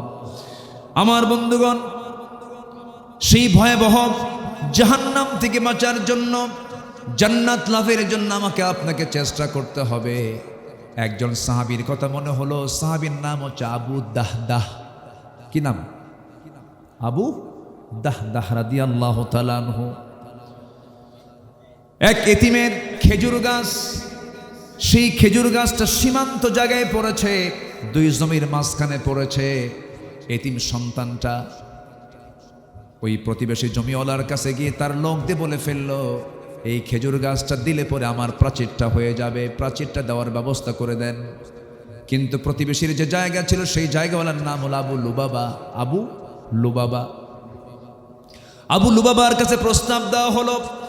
আবু লুবাবা বলল, না, আমি খেজুর গাছ দেব না, আমি প্রাচীরও হতে দেব না। সঙ্গে সঙ্গে এই রিপোর্টটা নবীর কান পর্যন্ত চলে গেল, কারণ এতিমদের পক্ষে ছিলেন মুহাম্মদ সাল্লাল্লাহু আলাইহি ওয়াসাল্লাম। আমার নবীজি আবু লুবাবাকে ডাক দিয়ে বলছেন, আবু লুবাবা এদিকে আসো, তুমি যদি আজকে এতিমের জন্য এই একটা খেজুর গাছ তুমি যদি দান করতে পারো, তুমি কি জানো আল্লাহ রাব্বুল আলামিন আমি তোমার জন্য দোয়া করব, তোমাকে সুন্দর একটা জান্নাত দিয়ে দিবেন। যেরকম সুবহানাল্লাহ, তুমি দিয়ে দাও, এতিমকে বিপদে ফেলে দিও না। আবু লুবাবা তাও বলে ফেললো, না, আমি দেব না। এরকম আছে না কিছু লোক, আছে না? আছে না? জীবন যাবে, ওর সঙ্গে আমার কোনো আপোষ হবে না। আছে না নাই? বলেন তো, আছে না নাই? আমার নবীজি আবু লুবাবার কথা শোনা অবাক হয়ে গেলেন, মুখটা ফিরায় নিলেন। ওই সময় একজন সাহাবী ছিলেন, তার নাম হচ্ছে আবু দাহদাহ রাদিয়াল্লাহু তাআলা আনহু। সঙ্গে সঙ্গে এই কথাটা তিনি লুফায়া নিয়ে বলছেন, হুজুর, আবু লুবাবা তো দিল না, কিন্তু আমি যদি সেই ব্যবস্থা করে দিই, আমি কি জান্নাত পাবো নাকি? আল্লাহু আকবার। আমি কি সেই জান্নাতটা পাবো নাকি? হ্যাঁ, তুমিও পাবে, তুমি যদি দিয়ে দিতে পারো। আমার রাসূল সেই জায়গা থেকে চলে গেলেন। সঙ্গে সঙ্গে ওই সাহাবী আবু দাহদাহ আবু লুবাবার সঙ্গে বসে গেলেন। বলছেন, আবু লুবাবা শোনো, এই গাছটার বিনিময়ে তুমি যা চাইবে আমি তাই দেব, আমাকে গাছটা দিয়ে দাও, আমি তোমার থেকে গাছটা কিনে নেব। এবার বলছে, না, দেব না, আমি বেচবো না। তুমি কি চাও? শোনো, আমার জীবনের একটা শখের বাড়ি আছে, এবং শখের একটা খেজুর বাগান সহ, এবং আমার বাড়ির সামনে সুন্দর একটা মিষ্টি কূপ আছে, মিষ্টি পানির কূপ আছে, কূপ সহ বাড়ি। আমার বিশাল বড় খেজুর বাগান, 600টা খেজুর গাছের বাগান সেখানে আছে। এই বাগান সহ, বাড়ি সহ, কূপ সহ সব দিয়ে দেব তোমারে, একটা খেজুর গাছ তুমি আমারে দিবা না? আবু লুবাবা বলে, মনে মনে বলে, মানুষ বোকা এরকম হয় নাকি? কিন্তু বোকা না আবু দাহদা ওই একটা খেজুর গাছ তিনি নিয়ে 600 গাছ খেজুর গাছ সহ ঘর বাড়ি সহ কূপ সহ সব কিছু দিয়ে দিলেন। ওই একটা খেজুর গাছ কিনে নিয়ে বাড়ির সামনে দাঁড়ায়া ভিতরে ঢুকলেন না। ভিতরে না ঢুকি দূর থেকে ডাক দিচ্ছেন, আমার পরিবারে যারা আছো শোনো, আজকে এমন একটা ব্যবসা করেছি যে ব্যবসার বিনিময়ে আল্লাহ রাব্বুল আলামিন আমাকে জান্নাত দিয়ে দিয়েছেন। যেরকম সুবহানাল্লাহ। সব আমার সন্তানগুলো যা কিছু আছে সব রেখে দিয়া সব বাইরে বের হয়ে চলে আসো, আমি আর ওই বাড়িতে ঢুকবো না, কারণ জান্নাত আমার কেনা হয়ে গেছে।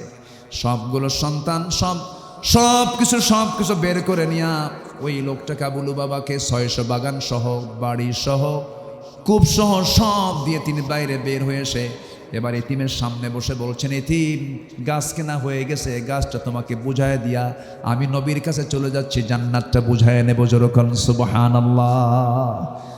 কিসের লোভ থাকতে হবে বলুন, কিসের লোভ থাকতে হবে? জান্নাতের। আল্লাহ রাব্বুল আলামিন জান্নাতের আশা, জান্নাতের লোভ এবং জাহান্নামের ভয় হৃদয়ে বদ্ধমূল করে দেন সবার ভিতরে। জোরে বলি আল্লাহুম্মা আমিন। সম্মানিত ভাইয়েরা, আমার পাশে যিনি বসে আছেন উনি হচ্ছেন আমার এলাকার জামাই। আমার এলাকার কি জামাই। আমার বাড়ি যেই দিকে, ওনার শ্বশুর বাড়ি সেই দিকে। এই দিক থেকে ওনার সঙ্গে আমার একটা হৃদয়ের একটা আল্লুক আছে। উনি যেদিন বলেছেন ডেট নিতে হবে সেই দিন আমি রাজি হয়ে গেছি। আসছি, রাগ করছেন নাকি আপনারা? আবারও আসবো আমি। কি আসতে দিবেন? আবারও আসবো। আল্লাহ যেন সেই তৌফিক সবাইকে দান করেন। আমি গতকাল সিলেট ছিল প্রোগ্রাম, আবার আজকে, অর্থাৎ আজকেই তো বলবো 12টা, তো মানে জাস্ট আজকের যে প্রোগ্রামটা সিলেটই আছে সকাল 10টায়। সকাল কয়টায়? 10টায় একটা প্রোগ্রাম আছে সেখানে। আমি এখান থেকে রওনা দিয়ে আমার মনে হয় একচুল পরিমাণ ঘুমও হবে না, যেতে হবে। মানে এই প্রোগ্রামটা আমি খুবই বেকায়দা হলেও নির্দিষ্ট ডেট হওয়ার কারণে ডেটটা আমি নিয়েছি ভাইয়ের সম্মানে। আমি এই পরিবারকে খুব ভালোবাসি। এই পরিবারের সাথে অনেক বরকত জুড়ানো আছে, অনেক বরকত জুড়ানো আছে। আল্লাহ রাব্বুল আলামিন আমার গোলাম সারোয়ার সাইদ রাহিমাহুল্লাহর সন্তানগুলোকে দ্বীনের খাদেম বানান। জোরে বলি আল্লাহুম্মা আমিন। তার সন্তানদের জন্য দোয়া করি। আসলে বাপ চলে গেলে বাবার বিকল্প কিন্তু কেউ হয় না। বাবার বিকল্প কেউ হয় না। যদিও তাদের কোনো সমস্যা, এমন ভাগ্যবান চাচারা থাকলে সমস্যা হওয়ার কথা নয়, সমস্যা হচ্ছেও না, কিন্তু বাবাকে বাবা বলে ডাকার মতো আনন্দ পৃথিবীতে কি আর অন্য কাউকে দেওয়া হয় না। আমরা দোয়া করি আল্লাহ তাআলা আমার গোলাম সারোয়ার সাইদ রাহিমাহুল্লাহর সন্তানগুলোকে তার রহমতের চাদরে আল্লাহ পাক আবৃত করুন। এই পরিবারকে আল্লাহ তাআলা সকল দিক থেকে বরকতময় করুন এবং এই দরবারকে আল্লাহ তাআলা কবুল আর মঞ্জুর করুন। এবং এই দরবারের সঙ্গে যারা জড়িত, এটা আহলে হক একটা দরবার, এটা একটা হক দরবার। যখন বাংলাদেশের বিভিন্ন জায়গায় বেদাতের এবং কুসংস্কারে ভরে গেছে দরবারগুলো, সেই সময় এটা তাওহীদি চেতনা লালন করে হক দরবারের ভূমিকা পালন করে এই আড়াইবাড়ি দরবার শরীফ এই কাজটা চালিয়ে যাচ্ছে। আল্লাহ রাব্বুল আলামিন তাদের এই কাজগুলোকে কবুল করুন। আরো জোরে বলি আল্লাহুম্মা আমিন। জান্নাতের ওসিলা করে দিন, নাজাতের কারণ বানিয়ে দিন, এই আশাবাদ কামনা করে আমি আমার কথার না বাড়িয়ে আমি এখানে শেষ করছি। সবার কাছে দোয়া চাই, আমি সবার জন্য দোয়া করি। আমার পাশে থাকা আড়াইবাড়ি দরবার শরীফের পীর সাহেবকে আমি তার প্রতি আমি কৃতজ্ঞ। তিনি আমাকে এমন সুন্দর একটি পরিবেশ আমাকে বসিয়ে দ্বীনের কথা বলার সুযোগ উনি আমাকে দিয়েছেন এবং আমি তার জন্য দোয়া চাই। অত্যন্ত যোগ্যতার সাথে, অত্যন্ত আন্তরিকতার সাথে তার উপরে যে একটা অর্পিত দায়িত্ব তিনি যেন সুন্দরভাবে সুষ্ঠুভাবে পালন করতে পারেন, এই আশাবাদ কামনা করে আমি আমার কথা এখানে শেষ করছি। আমি অনেক বড় ভুল করে ফেলেছি। আসলে আমি এই দিকে চলে আসছি তো ওইদিকে, যিনি আমি বলেছি যে উনি আমার এলাকার জামাই সম্পর্কে দুলা ভাই, কি কথা বোঝেন নাই? তো যেদিক থেকে সেদিক থেকে উনি হচ্ছেন বিশ্ব ইসলামী আন্দোলনের অন্যতম প্রতিকৃত।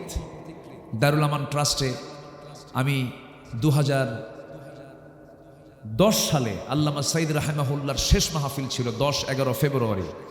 এরপরে 2011 থেকে 11, 12, 13, 14 হ্যাঁ 14, এই 4 বছর মাহফিল করার সুযোগ পেয়েছিলাম। এরপরে ফেরেশতারা মাহফিল বন্ধ করে দিয়ে চলে গেছে। তো এই 4 বছর, এর 2-1 বছর আমি প্রথম 2 বছর কি 3 বছর এরকম আমি তাকে পেয়েছিলাম। ওনার শ্বশুর বিশ্ব ইসলামী আন্দোলনের অন্যতম প্রতিকৃত, অন্যতম রাহবার, শহীদ মরহুম মকবুর আল্লামা আব্দুস সুবহান রাহিমাহুল্লাহ, যাকে ওই এলাকার মানুষ তাকে সুবহান মাওলানা বলে ডাকতেন।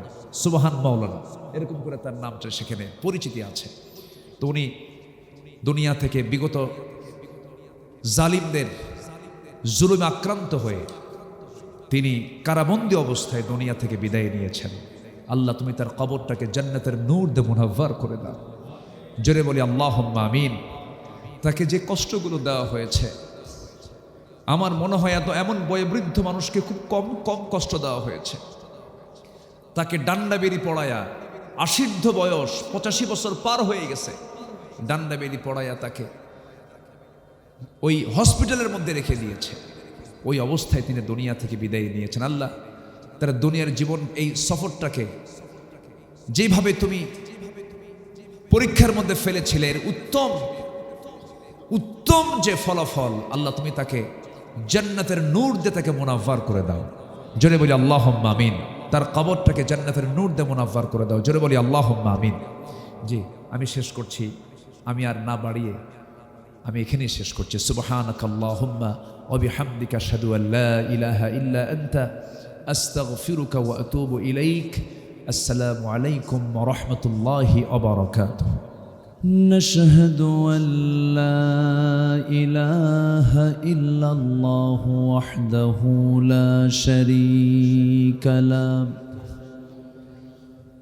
ونشهد أن سيدنا وحبيبنا ومولانا محمدا عبده ورسوله الذي أرسله بالحق بشيرا ونذيرا وداعيا إلى الله بإذنه وسراجا منيرا. فقد قال الله تعالى في كلامه المجيد وفرقانه الحميد: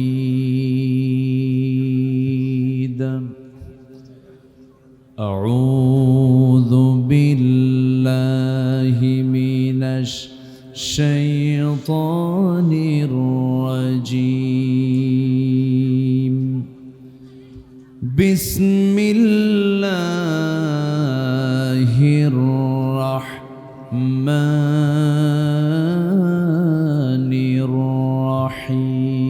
الرحيم. إن الله وملائكته يصلون على النبي يا أيها الذين آمنوا صلوا عليه وسلموا تسليما. اللهم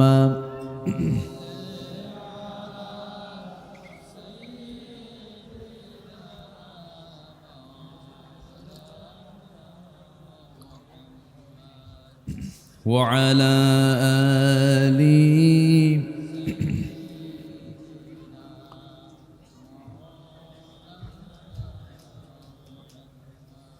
একটু আওয়াজ দিয়ে নবীর প্রেমে মাতোয়ারা হয়ে জবান খুলে জোরালো কণ্ঠে সবাই বলুন আল্লাহুম্মা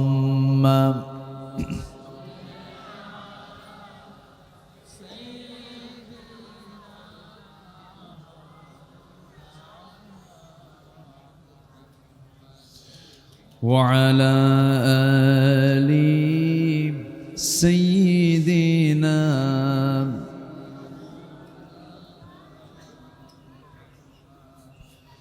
প্রাণের অধিকে বেশি যার দাম, রহমতুল লিল আলামিন। জানো কি তোমরা তাহার নাম, রহমতুল লিল আলামিন। অসহায়ের বুকে যে জন গোপনে করে সওয়ার, দরুদ পড়ে সুবহে ও শাম, রহমতাল লিল আলামিন।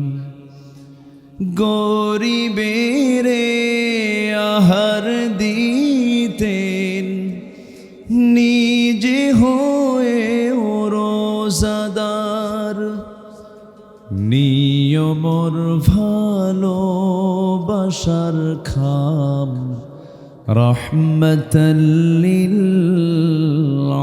আলামিন। তার পথে যে বিছিয়ে দিত টুকরো কাটা স্তূপ করে, তাকেও দিলেন প্রেম মুজাসসাম, রহমতুল লিল আলামিন। জানো কি তোমরা তাহার নাম, রহমতুল লিল আলামিন। জানো কি তোমরা তাহার নাম, রহমতুল লিল আলামিন। সবাই বলি সাল্লাল্লাহু আলাইহি ওয়াসাল্লাম।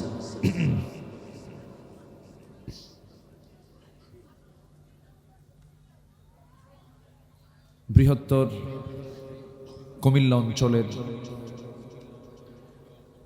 ব্রাহ্মণবাড়িয়া জেলার কসবা উপজেলার ঐতিহ্যবাহী আড়াইবাড়ি দরবার শরীফে অনুষ্ঠিত 87তম মাহফিল ইসালে সওয়াব 2026 আজকের এই মহৎ আয়োজনের সম্মানিত সুযোগ্য সভাপতি, আমার বাম পাশে উপবিষ্ট আছেন আড়াইবাড়ি দরবার শরীফের সম্মানিত পীর সাহেব জনাব গোলাম খবির সাইদি হাফিজাহুল্লাহ। আজকের মাহফিলের বরেণ্য অতিথিবৃন্দ, হাজারাত উলামায়ে কেরাম, ফদলায়ে ইজম, সুশীল সমাজ, জাতির শ্রেষ্ঠ সন্তান শিক্ষক মণ্ডলী, জাতির বিবেক সাংবাদিকবৃন্দ, প্রশাসনের দায়িত্ব নিয়োজিত কর্মকর্তাবৃন্দ, সামনে উপস্থিত দূরে কাছের বিভিন্ন স্থান থেকে ছুটে আসা কালেমার ঝান্ডাবাহী, তাওহীদের পতাকাবাহী, দ্বীন ইসলামের নরসারদুল বীর মুজাহিদ, প্রাণ প্রিয় সম্মানিত দ্বীনি ভাইরা, আড়ালে বসে আছেন শ্রদ্ধেয়া সম্মানিতা মা বোনেরা। আলোচনার সূচনায় আনুষ্ঠানিকতার মধ্য দিয়ে আমার পক্ষ থেকে আবারও দিল খোলা সালাম, আসসালামু আলাইকুম ওয়া রাহমাতুল্লাহি ওয়া বারাকাতুহু। সালামের জবাব একটু ভিজা ভিজা মনে হচ্ছে, এই সময় তো এরকমই হওয়ার কথা। একটু জোরে সোরে সালামের জবাবটা দিলে হকটা ভালো করে আদায় হয়। আসসালামু আলাইকুম ওয়া রাহমাতুল্লাহ। সবাই কেমন আছেন? আমাকেও প্রশ্ন করে ফেলেছেন। আল্লাহ তাআলা আমাকেও আপনার মতোই আপনার কাতারেই রেখেছেন। বলি আলহামদুলিল্লাহ। মহান রব্বুল আলামিনের অশেষ শুকরিয়া, যে মহান আল্লাহ সুবহানাহু ওয়া তাআলা প্রতিকূল পরিবেশে বলবো, একটি ক্রাইসিস চলছে এই সময়। এই ক্রাইসিস, এই সংকটকালেও কোরআনের এই ফুল বাগানটা আল্লাহ তাআলা উজ্জীবিত রেখেছেন। সম্মানিত বন্ধুগণ, মাহফিল হবে কিনা এটা একটা উৎকণ্ঠা ছিল, আল্লাহ তাআলা সহজ করে দিয়েছেন। মহান রব্বে করিমের শুকরিয়া আদায় করছি, প্রাণ খুলে বলছি আলহামদুলিল্লাহ। জোরে বলি আলহামদুলিল্লাহ। চিৎকার মেরে বলছি আল্লাহুম্মা আইন্নি আলা যিকরিকা ওয়া শুকরিকা ওয়া হুসনি ইবাদাতিকা। সবাই বলি আল্লাহুম্মা লাকা আসলামতু ওয়া বিকা আমানতু ওয়া আলাইকা তাওয়াক্কালতু ওয়া ইলাইকা আনাবতু ওয়া বিকা খাসামতু। আমরা আল্লাহ তাআলার শুকর আদায় করে নিলাম। সম্মানিত উপস্থিতি, মহান রব্বুল আলামিন আমাকে আপনাকে সৃষ্টির সেরা করে এই পৃথিবীতে পাঠিয়েছেন। পৃথিবীতে 18,000 মাখলুকাত, এই কথাটা ভুল। শুধু 18,000 নয়, আমরা গুণে শেষ করতে পারবো না। অসংখ্য মাখলুকাতের মাঝে আল্লাহ তাআলা আমাকে বিশেষ মর্যাদা দিয়ে মানুষ করে এই পৃথিবীতে পাঠিয়েছেন। তিনি পাঠাতে পারতেন কুকুর করে, শুকুর করেও পাঠাতে পারতেন, কিন্তু আমাকে মানুষের মর্যাদা দিয়ে এবং সবচেয়ে আহসান সুন্দর আকৃতি দিয়ে বিশেষ মর্যাদায় ভূষিত করে আল্লাহ তাআলা এই দুনিয়াতে আমাকে আপনাকে পাঠিয়েছেন। যদিও আকৃতির দিক থেকে আমার চেয়েও শক্তিশালী, আকারে বড়, শক্তিতে বড় প্রাণী পৃথিবীতে বহু আছে। ধরুন হাতির দিকেই তাকান। হাতি মানুষকে চালায় না মানুষ হাতিকে চালায়? বলুন। মানুষ হাতিকে চালায়। আচ্ছা, মাঝে মাঝে আপনাদের এদিকে আছে কিনা হাতি মাঝে মাঝে রাস্তায় দাঁড়ায়া সাদাবাজি করে? হাতি করে না হাতিওয়ালা করে? বলেন, কে করে?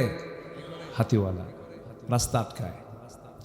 কোন একদিন আমার গাড়ির সামনে এরকম একটা হাতিওয়ালা হাতি দিয়ে গাড়ি আটকায় ফেলল।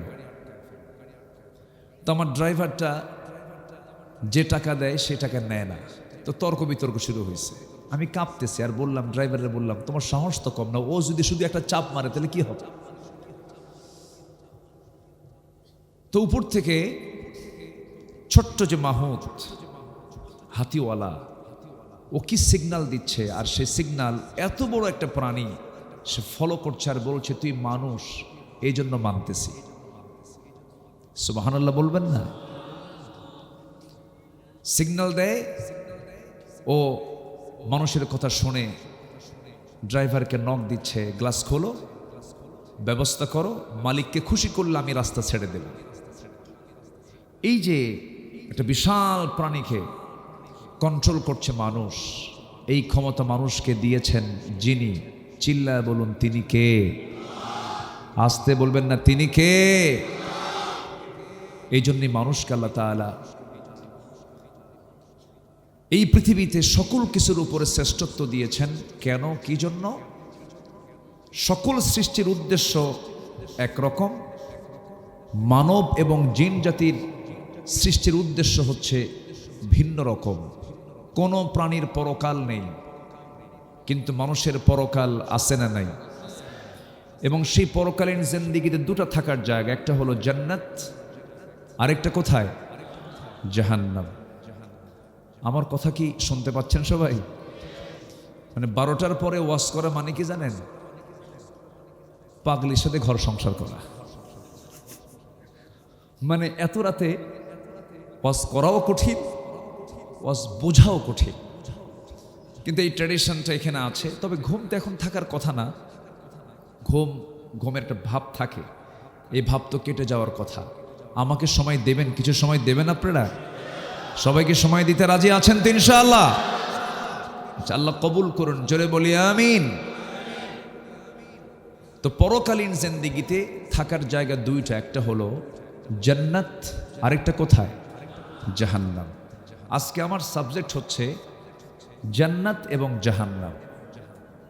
এই দুটো বিষয়ে এত বড় আলোচনা যে গোটা কোরআনে কারীমের 3 ভাগের 1 ভাগই হলো জান্নাত জাহান্নাম নিয়ে, আখিরাত নিয়ে আল্লাহ পাক কথা বলেছেন। তো এত বিশাল আলোচনা থেকে সামান্য কিছু আমি যতটুকু ভাঙ্গাচুরা, আমার তো এলেম কেলাম তেমন নেই, মানুষ ডাকে আসি বসি, খুবই ছোট্ট মানুষ আমি। ছোটবেলায় বাবার সাথে মাঝে মাঝে গ্রামের বাড়িতে গিয়ে হাটে যেতাম, এখন হাটগুলো তো কমে গেছে।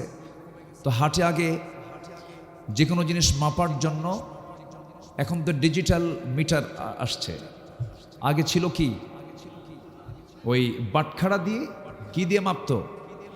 আবার বলেন, আরো জোরে। এটা দিয়ে মাপতো, তাই না? আচ্ছা, আমার দিকে তাকান না। তো মাপতো, তো যেটা দিয়ে মাপবে সবচেয়ে বড় ওজন যেটা, সেটা হচ্ছে 10 কেজি, ওটার নিচে, এর উপরে 5 কেজি, এর উপরে 3 কেজি, 2 কেজি, 1 কেজি, অর্থাৎ 1000 গ্রাম, এর উপরে 500 গ্রাম, এর উপরে 200 গ্রাম, এর উপরে 100 গ্রাম, 50 গ্রাম, 25 গ্রাম, তার উপরে হলো 5 গ্রাম। কিন্তু সবার উপরে আমি হলাম সেই মাত্র 5 গ্রাম। মানে উপরে রেখে দেয় সবাই, কিন্তু এলেম তেলেম তেমন কিছু নাই। তো ভাঙ্গাচুরা কিছু কথা বলতে চাচ্ছি, সময় দিচ্ছেন তো নাকি ইনশাআল্লাহ? আচ্ছা, আমরা দুনিয়া থেকে চলে যেতে চাই না ফিরে যেতে চাই? বলেন বলেন, দুনিয়া থেকে আমরা চলে যেতে চাই না ফিরে যেতে চাই? ফিরে যেতে চাই যদি, তাহলে আমরা কোথায় যাব? জান্নাত। আর চলে গেলে জাহান্নাম। আমরা ফিরে যেতে চাই, কারণ আমরা আসছি জান্নাত থেকে, আমরা আবার বাপের ভিটায় ফিরে যাব। জোরে বলি ইনশাআল্লাহ।